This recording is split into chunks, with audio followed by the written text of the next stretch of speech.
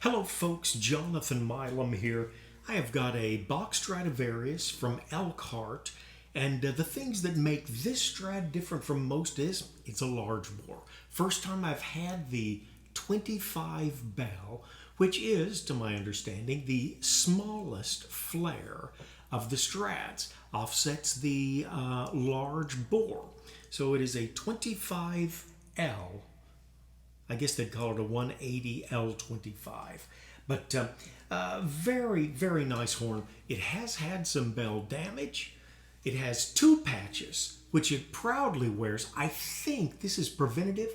Really meets exactly where your finger often rests against the bell. And the other is in this area as well.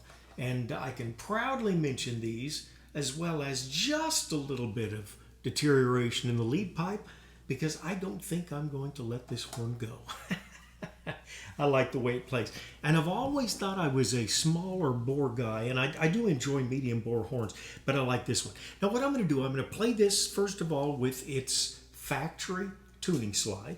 Then I'm going to go to a deeper mouthpiece and an aftermarket MK bronze tuning slide, or copper. And then I'm going to use a legit mouthpiece. I'm going to use an oval to give me just a little bit more ability to put some power behind the horn. And lastly, I'm going to use a nickel silver tuning slide with a lead mouthpiece. Will really maximize the differences that we can get in the tone with mouthpiece and tuning slide. Okay, going to play the old classic On the Street Where You Live. And again, this is the Elkhart from about 70 or 71 Corporation Bell. And, of course, the two-piece valve balusters. Okay, On the Street Where You Live, I'm going to start off the standard tuning slide, came with the horn, and the GR64MS mouthpiece.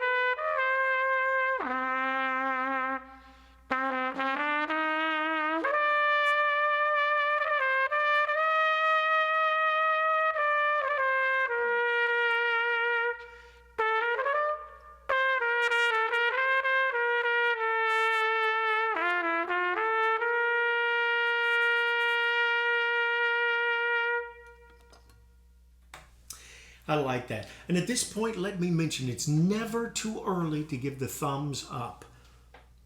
Just a thought. Just a thought. Okay, we're going to take out the tuning slide that came with the horn. Look at this little beauty. It's either bronze or copper. Judging from the untreated metal, I would say it's probably copper. But at any rate, oval, unbraced, and we're going to link that with a, it should darken the tone. We're going to link that with a Reeves C2J, very deep trumpet flugel piece with an 11 drill. And also, any horns that we do have for sale, the first line of comments, there'll be a link, usually to Trumpet Herald. And you see anything you like, you see anything you're wondering about a used horn, I don't do new, you might find something there. Okay, same song. Little modification in the tuning slide and in the mouthpiece, On the Street Where You Live.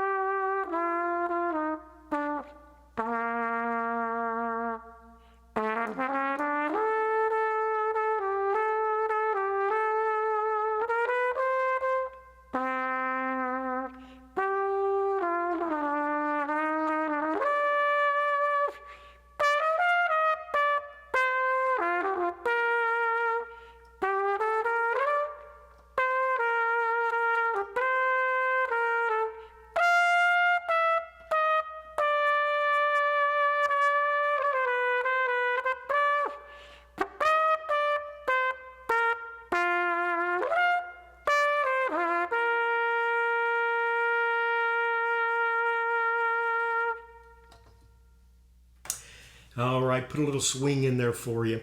Now, the beautiful sound. Well, that was a mellow sound. Was it the mouthpiece or the tuning slide? And both. However, the easiest way to alter your tone is always going to be the mouthpiece. And the less expensive way.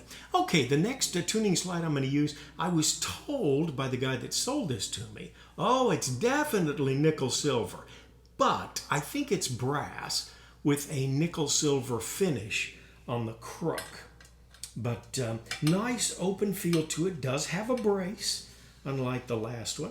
And we'll try this with a legit mouthpiece, the Reeves 42B, patterned after the Bach 7B, I've read, and 24 drills, so it should give us a nice full sound. And of course, the circular tuning slide, as opposed to the D shape, gives us a little more flow through, so logically a little more upper register, a little more volume, and perhaps a timbre change as well.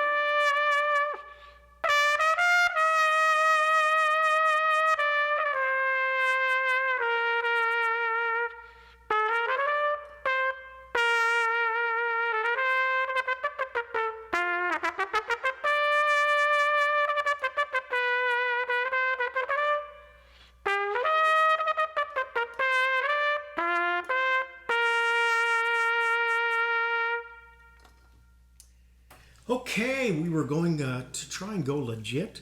Was it a little too bombastic? A little bit of tonguing there. And I tell you what, I really do like these aftermarket MK tuning slides. Great job. And this is, I believe, nickel silver. And so you'll definitely get a little more bite on the horn with one of these inside. If you've got a Strad that's just a little less zing than you like, you might want to get in touch with someone. And I think the way that they work it at MK is they'll send you 2 or 3 of them, give them a credit card, pay for it. Then you return the 2 or 1 that you don't like, keeping 1 or 2, and they'll subtract that from you. But they'll give you an option whether you want the radial, whether you want the brace or not, and of course the material. Only thing I haven't got yet, which I would like to get, is a sterling silver one. So still looking around to pick up one used. Never new. I just don't do new. Try and keep the used market alive and well. Okay, we're going to use a lead mouthpiece here. This is a GR63Z, nice mouthpiece. And we're going to use the nickel silver slide, and we should get just a little more punch with this setup.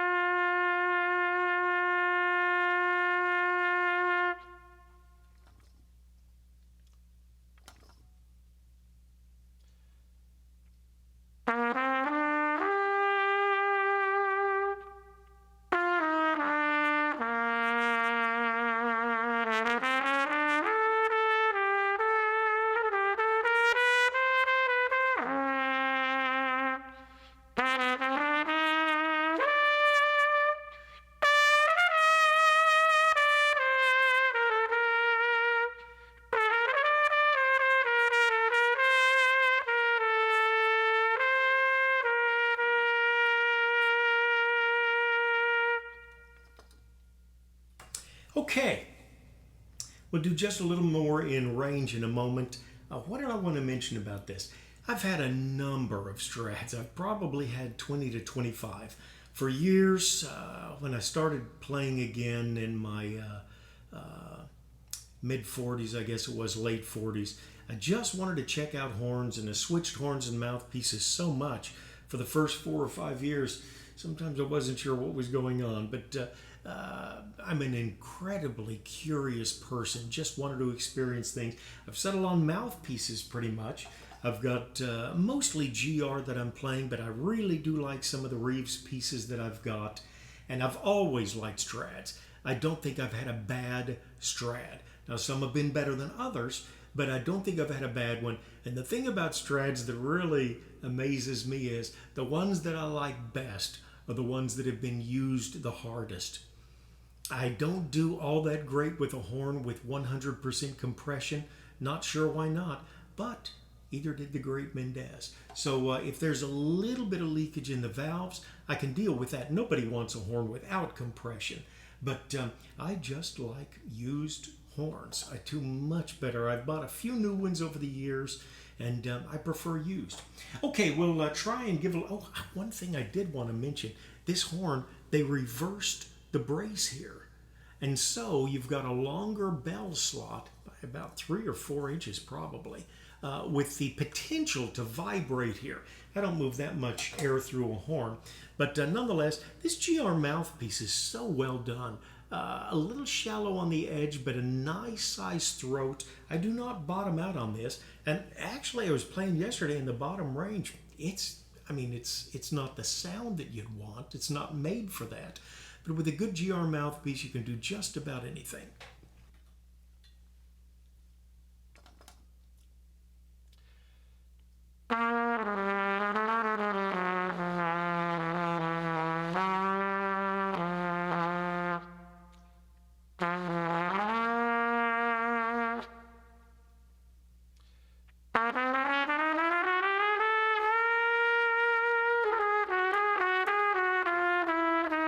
Sorry about that.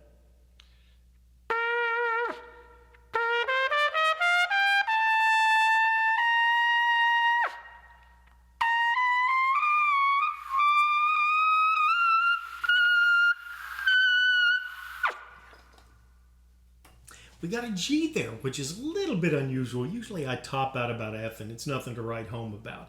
But it is a different feel where it's considered a little more open in the valve block because it's a large bore. Still, the medium-large tuning slides work very well in this because Bach only changed the valve block when he went medium, medium-large, or large.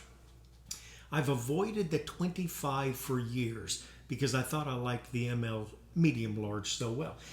I am enjoying this large bore horn. However, I do have a medium bore horn here, which I am enjoying as well. Another Strad from Mount Vernon. Yeah, we'll take that.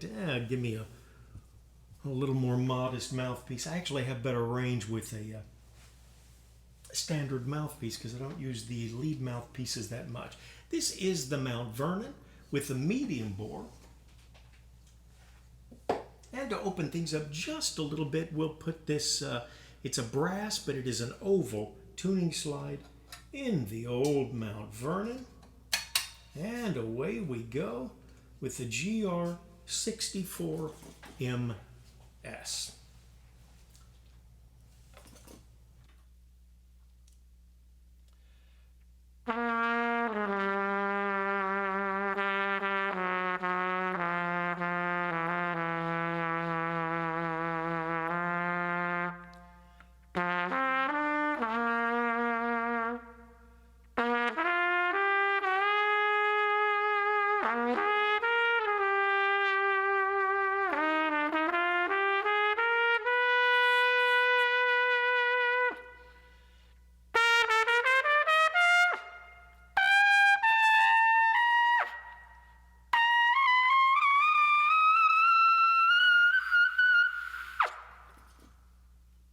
All right, just showing you what you can do. I tell you, these MK tuning slides, good mouthpiece. Of course, you can always change your tone with the mouthpiece.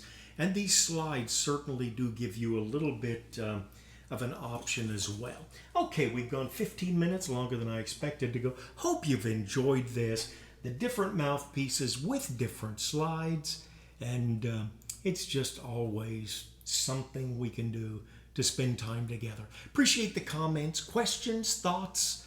It's always nice. Do take care of yourselves in the time that we live in and someone near you.